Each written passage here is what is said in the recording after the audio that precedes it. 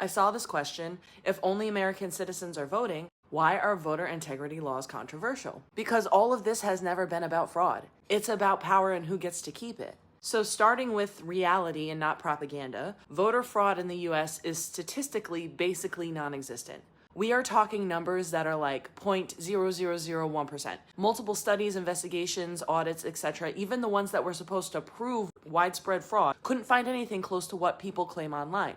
Republican think tanks have spent large sums of money trying to find fraud and coming up with nothing. So if fraud isn't the problem, why are politicians pushing so hard to make voting more difficult? And yes, that's exactly what creating more requirements and demanding additional documents does. It makes it more difficult. Why would they do that? It's because lower voter turnout protects them. The harder it is to vote, the fewer working class people show up, the fewer younger voters show up, fewer people struggling financially show up, fewer communities of color show up, and when fewer people vote, the same career politicians stay in power, the ones who serve the status quo, corporations, lobbyists, special interests, instead of the people they are supposed to represent. And they know our votes matter. That's why they're willing to spend millions of dollars on misinformation, online campaigns, and laws that are designed to make voting harder. Millions of dollars. If voting didn't matter, they wouldn't care this much. They wouldn't spend that money. Power doesn't try to suppress something that isn't a threat. I even saw a political creator say that she was offered $2,000 from Democrats and $38,000 from the GOP to make a single video about the same topic. One was for it and one was against it. Think about that. If voting doesn't matter, why would anyone offer tens of thousands of dollars to influence public perception about what matters and doesn't?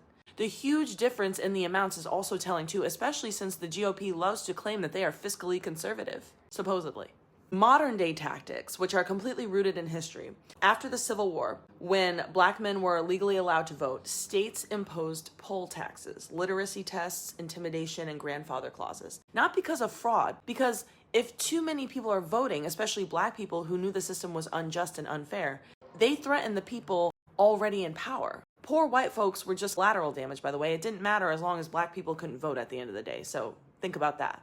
And today, laws like the SAVE Act, the Save America Act, they show the same strategy in modern day form. These bills impose document requirements that millions of Americans don't have or don't have the money to get. Birth certificates, passports, and other less common documents. Half the US population doesn't have a passport. Making people pay for these or to track down these documents is essentially a modern day poll tax. Even updating your registration and changing your address or your party, this would trigger so many hurdles. Not to mention women who have changed their last names will not have a birth certificate that matches their current name. They also threaten mail-in and online registration, which millions of Americans rely on for accessibility and convenience, and would mandate frequent voter purges, risking removing lawful citizens from the rolls. Election workers could even face criminal penalties for doing their jobs, and states would be forced to hand over sensitive voter data to the federal government with no safeguards. Other modern day tactics include things like stricter ID laws, fewer polling locations, confusing rules, lines that last 4 to 6 hours,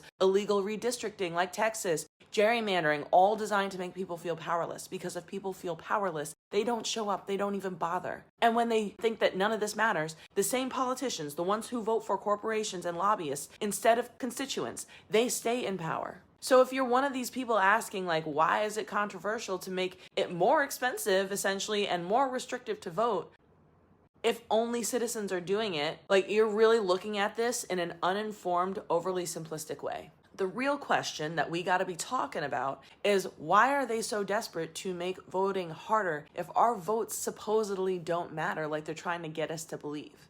Because our votes do matter, and there is power in numbers. You will not fight for change if you are exhausted. We know that. If you are barely hanging on, if you can't take the day off from work to go wait 8 hours in a line, if you can't stomach even learning about the measures and the propositions on the ballot because you're too exhausted, if you've resigned yourself to believe that none of this matters and no matter what you do, it doesn't matter, everything's going to stay the same. Just letting you know, everything will stay the same. Until next time, y'all.